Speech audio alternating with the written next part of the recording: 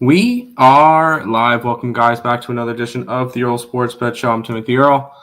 Yes, there's no intro today. I'm switching over StreamYards and stuff, so that's why there was a little bit of a delay. So I have to set up everything over tonight, and then tomorrow everything should be back to normal. But for right now, it's going to be a little bit not as much as you see there. Obviously, there's no logo in the top right of the screen. My other StreamYard wasn't working for me, so I logged in this one. I was able to do stuff with this one, so we'll get everything fixed up and everything nice for tomorrow's show. But we've got a smaller MLB card today. I believe it's 7 games. Then we have a NBA game, and I will talk over the 2 games going on in Omaha today. The 1-0 game between LSU and UCLA, and the 0-1 game between Arkansas and Murray State. So there will be plenty of games to talk about today, and then we'll go from there. Before we jump into it, if you guys are new to the channel, make sure you guys leave a like, comment, subscribe, share, do all that good stuff. We appreciate all the support. In terms of yesterday, how it went, it was a slightly profitable day. Let's see, up about a half a unit. I know Saturday wasn't good, but Sunday was. Yesterday, under in the Connecticut Sun game was a winner. 3 losers in a row with the Tigers run line, the Toronto money line, and the Nationals run line. But then won 3 out of my last 4 bets tonight with the Colorado Rockies plus 2.5, the Oakland Athletics money line, the San Diego Padres money line, and have the loser with the Cleveland Guardians. But we got plenty of games for today that we get to talk about. So we'll go ahead and jump into it. I'm going to pull this up for me over here. Cool. So we could put stuff up on the site. We will start off with the Omaha games because I'm just going to try to run. I'm going to run through those quickly. I did a free pick video on this one on ESB last night. So if you guys wanted more in depth, I guess that would work too. But Arkansas and Murray State. Arkansas obviously was the pre-favorite for the entire Omaha before the thing started. And they lose 4-1 to LSU in their opening game. Just a really solid pitcher performance by Cade Anderson for LSU. On the opposite side, Murray State, one of those miracle runs that they got into. Omaha, they lose 6-4. They made a little bit of a comeback. They were down 6-0 in that opening game. But when I looked at this one, the spread on this one is 3.5.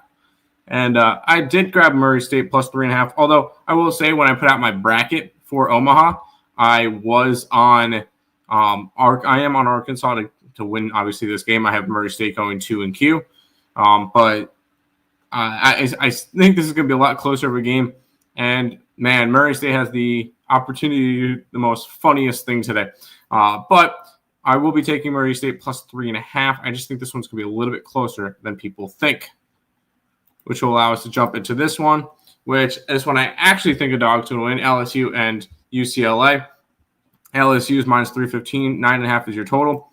There's 2 teams that are currently undefeated through regionals and super regionals in Omaha so far. Coastal Carolina last night made it to the 2-0 bracket. And then UCLA has been undefeated as well. UCLA looked good. And I personally picked UCLA to make it to the College World Series to face off against Coastal. So, yes, I am on UCLA today. Give me UCLA. I got them at plus 220. They're 230 now. I don't care. I think it's a good spot for them. So I'm going to be signing up for UCLA Moneyline. Those are your 2 Omaha games for today. Now let's go ahead and head over to what everybody loves, and that is the MLB. We'll start it off with a matchup between the Phillies and the Marlins. Pick'em game here. Phillies slight favorite with a total of 8.5. Why is it a pick'em? Well, Sandy Alcantara is going for the Marlins, and Mick Abel is going for the Phillies. Mick Abel has pitched in 3 games so far. He's allowed 3 earned runs in those 3 games. 4 earned runs. 3 of them came in the last one. 4 earned runs total, 3 walks, 14 strikeouts, and 15 1/3 innings pitched for one of the top pitching prospects for the Philadelphia Phillies.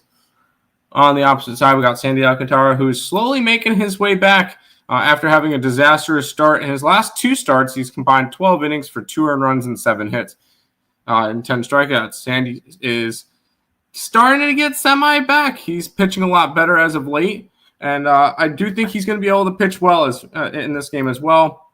We'll go ahead and look at the WRC plus numbers in terms of both these two teams facing right-handed pitching.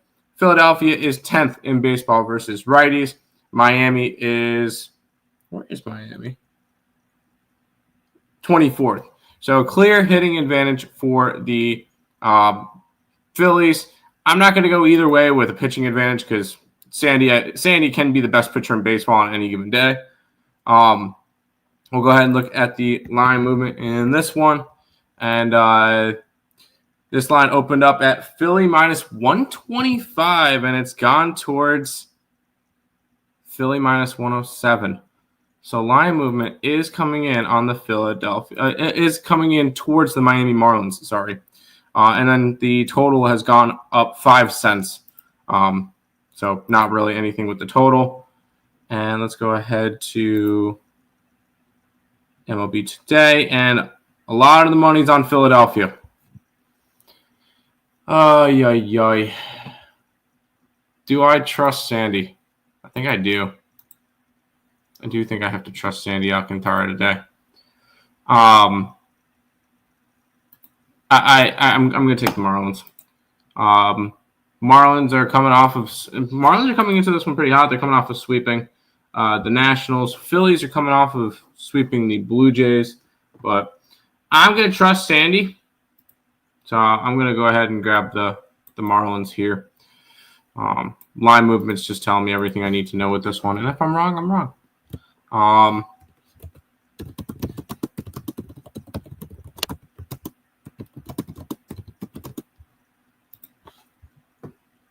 There we go. No, 446 never speaks the truth. Stop it.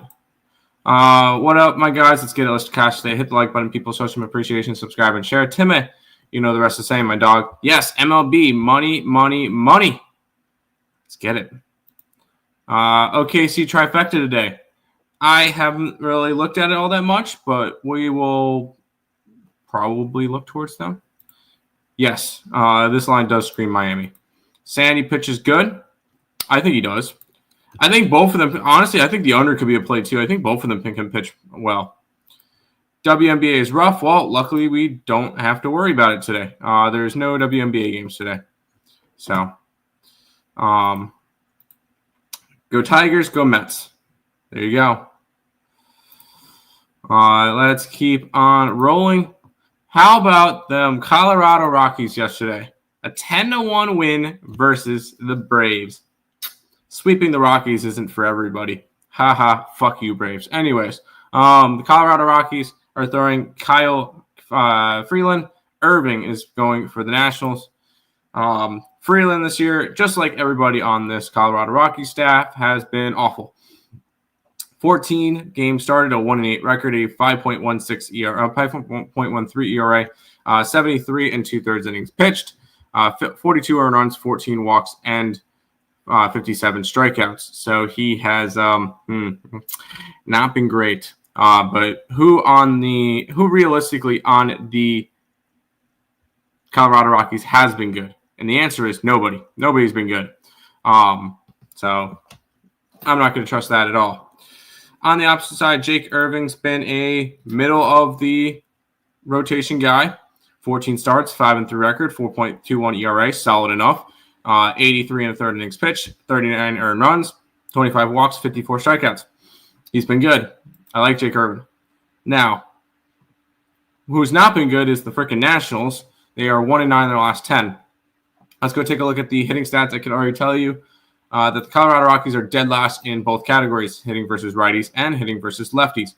Nationals are hitting against a lefty today, which they're 21st in baseball, 81 WRC plus. Both teams can't hit. We got the line moving towards the Colorado Rockies. Line opened up at minus 195 for the Nationals. Now it's down to minus 180. And then the line's gone from 9 at minus 110 to 9 at minus 120 for the unders. The line is moving towards the under. I'm not touching it. I'm not touching the Rockies in this one. It's just not going to happen. I do like the under. I will be taking the under. It's just I want to fade both offenses. That's the primary reason for it. I want to fade both offenses, and I can get 9 at minus 117. So, nope, I can get 115. 9 at minus 115. Fading both offenses. Give me the under 9.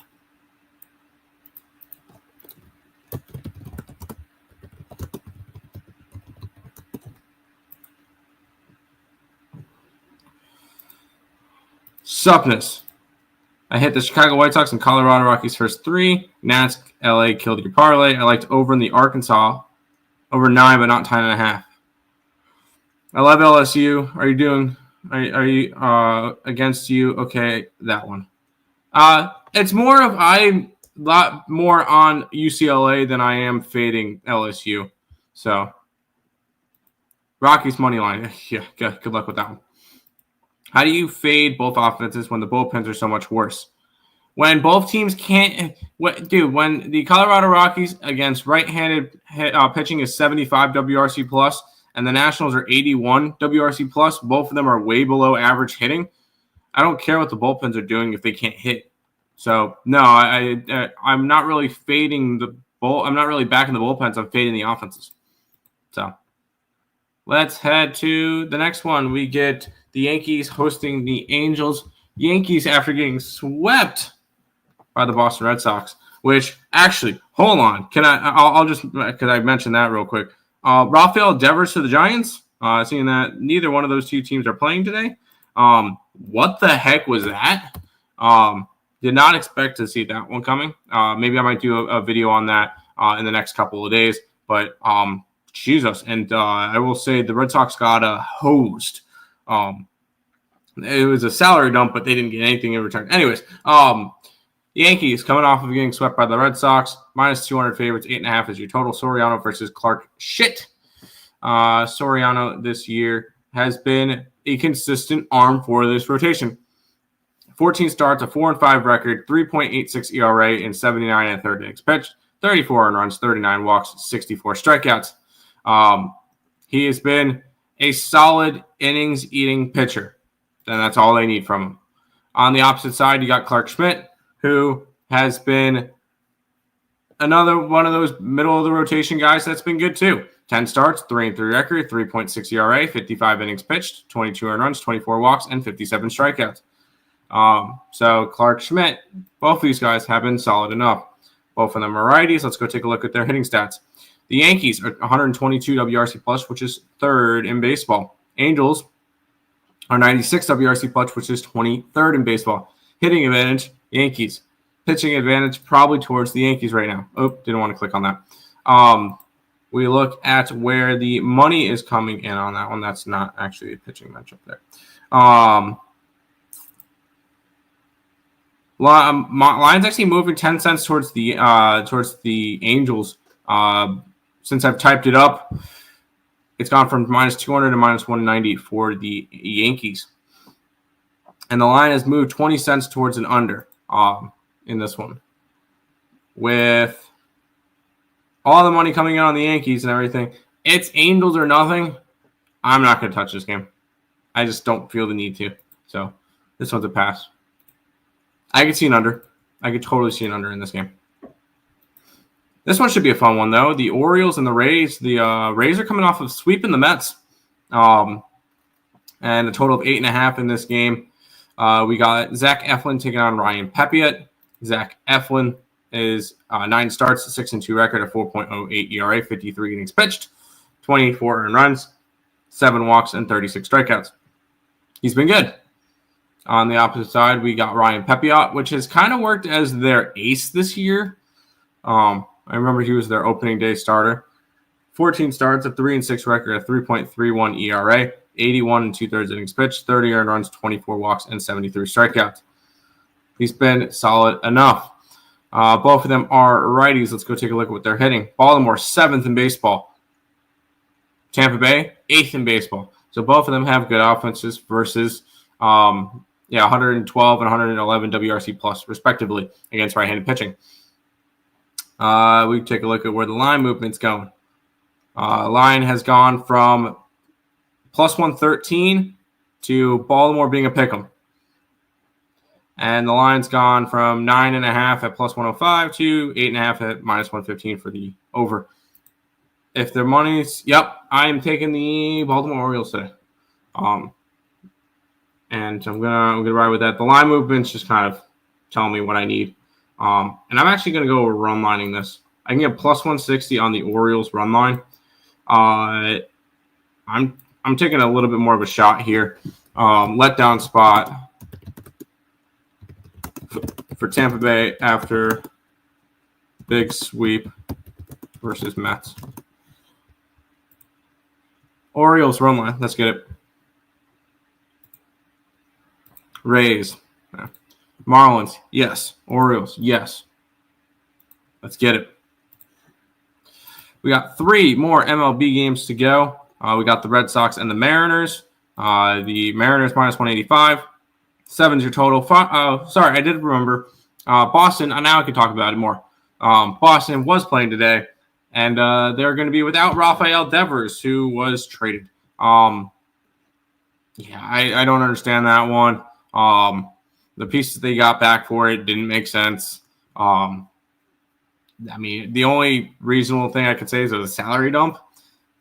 So with all that being said, who's to say Boston doesn't sell more at the deadline?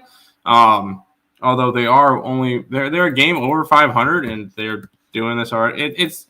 It's got to be something more. I know there was a little bit of not bad blood, but like drama going on in the locker room. But this is a Boston Red Sox team that's what? How far back are they for a wild card spot? A half a game back for a wild card spot now, after winning 5 in a row, and that's just crazy. Although I don't have a pitcher for the. Do we have a pitcher? It is Logan Gilbert today for the Seattle Mariners and Lucas Giolito. Gilbert 1-1 so far this year, 2.37 ERA in 6 starts, 30 and a third innings pitched with 44 strikeouts. When was the last time he pitched? Because I haven't seen his name in a while. I don't want a game log.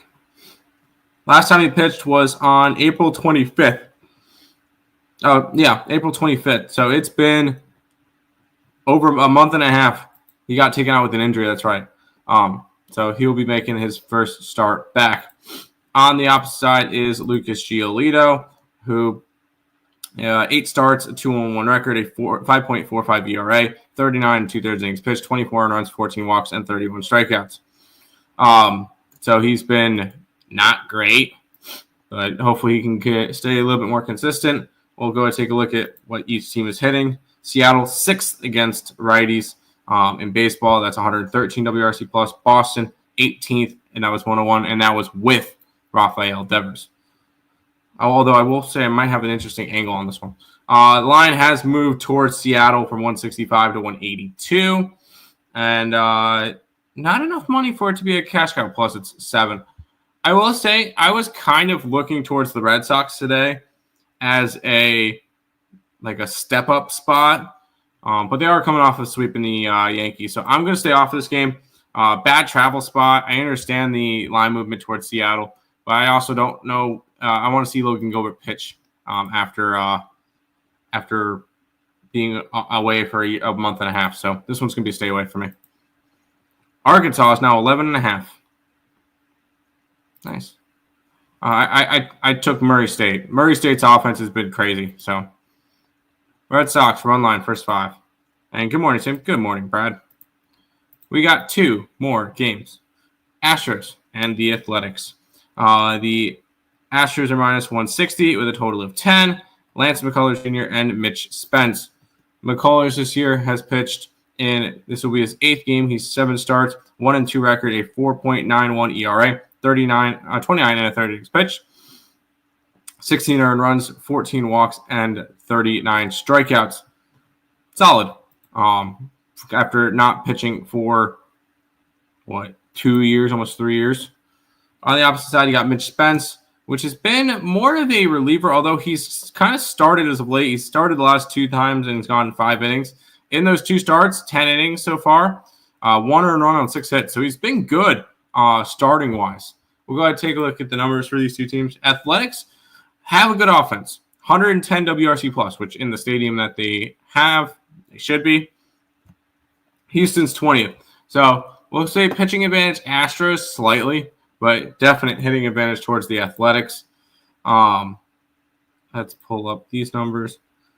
Lines move towards the Astros ever so slightly, so not really anything I want to go after. Yeah, money and everything. Yeah, honestly, I want to look towards the Athletics, but not enough for me to want to get involved in this game.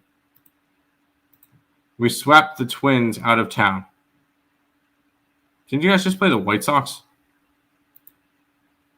Nope. Sorry. Yeah, you did, but it was the series before. Never mind. I'm a little bit slow. Good job. You guys are playing a lot better, I will say.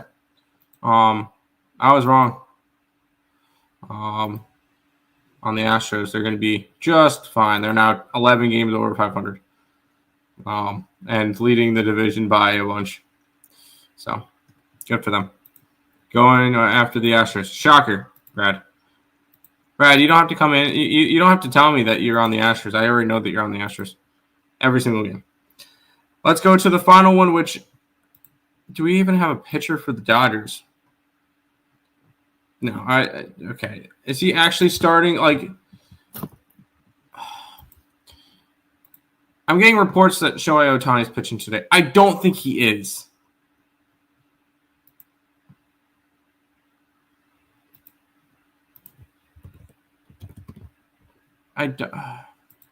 Is Ohtani actually pitching today?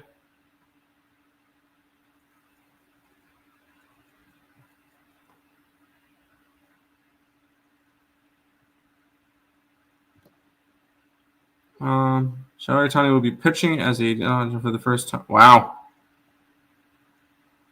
Ohtani's pitching today. 1, maybe 2 innings max. Okay. I'm not worried about that then. We'll treat it as a bullpen game. Dylan Cease versus a bullpen game for the Dodgers. It's going to be Ohtani. But Cease has been good this year. 4.28 ERA. 14 starts, 2-5 record. 75 and 2/3 innings pitched, 36 earned runs, 28 walks, and 96 strikeouts. I really like those strikeout numbers for Dylan Cease. As we mentioned, it's Ohtani, which he's going to go 1, maybe 2 innings max, so I don't really care. We'll just look up the hitting stats for the Dodgers versus righties, which shock is number 1 in baseball. So there you go. Let's take a look at the betting on this one. Lines moved 4 cents to the Dodgers, but it's not really anything crazy. There's not really a lot of ticket numbers for it just because the pitching situation for the Dodgers. I kind of just want to take the Padres here. I'm going to just take the Padres here. That's what I'm going to do. I can get plus 132. Let's fade Ohtani in his first start. I'm nothing really crazy with this one, just fading Ohtani.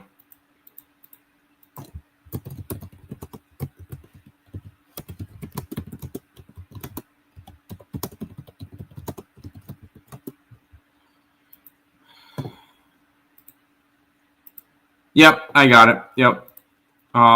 Just stop by to say hello to everyone and good luck. Same to you. Good night, Munchie. Good luck to you as well.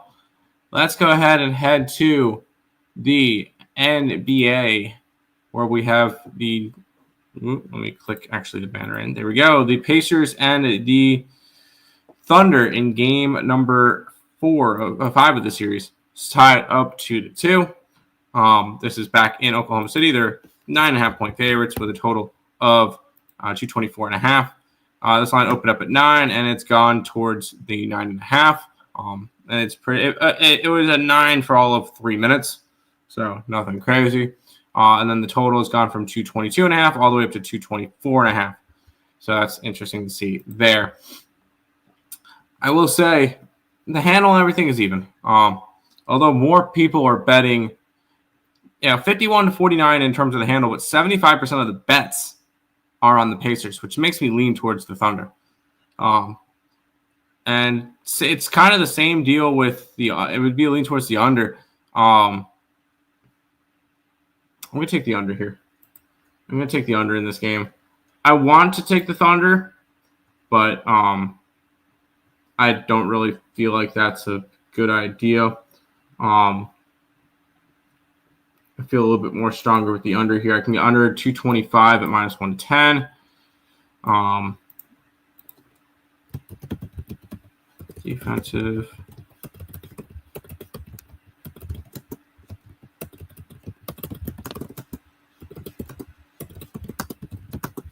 Give me the under here. Between the Pacers and the Thunder. Duh! Yankees lose. I know. Isn't that the best when they lose? Like it makes everything better. But that is everything for today's card. I know it's a very, very short card. Pacers plus 330. I'm rooting for the Pacers. I would love to see the Pacers beat the Thunder. I just don't see it happening. But that's going to do it for this edition of the Earle Sports Bet Show. I know it's a little bit of a shorter one, but when you only got 7 games and a couple of pitching weirdness, and that's what we're going to roll with. We got 4 plays in the MLB and then the NBA game. So that is everything for today. I'll be back again tomorrow. There'll be a lot more setup tomorrow. So I'll see you guys then. Peace out.